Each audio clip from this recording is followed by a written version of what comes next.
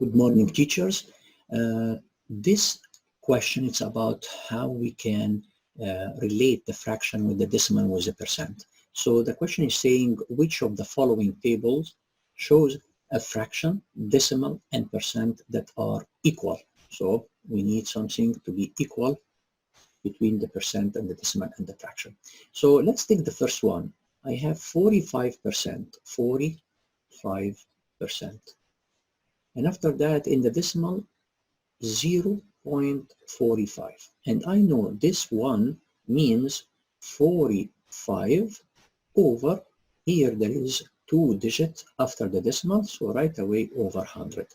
So 45 over 100 or 0.45 or 45%, they are equal.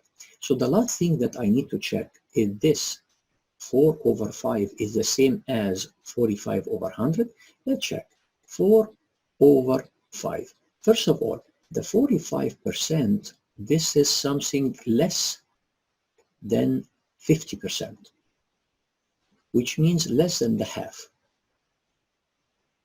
But here, 4 over 5, it's more than the half, because the half, it should be something close to 2.5 over 5.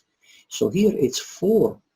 That means it's greater than the half. And if it's greater than the half, they are not equal. So this one is wrong. Let's go to the last one. I see 5%. 5% means 5 over 100. And I see here 5 over 100. That's good sign. Let's compare with 0.5. 0.5 means what?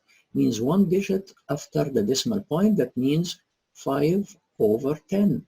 If I want to switch something to 100, that means I need to multiply by 10. So 5 times 10 equal 50, not 5.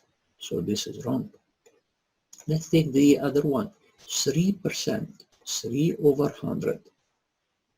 If I compare it with, let's say, 0.3, is the same? We'll check. 0.3, it's one digit after the decimals. That means 3 over one digit. That means 1 0.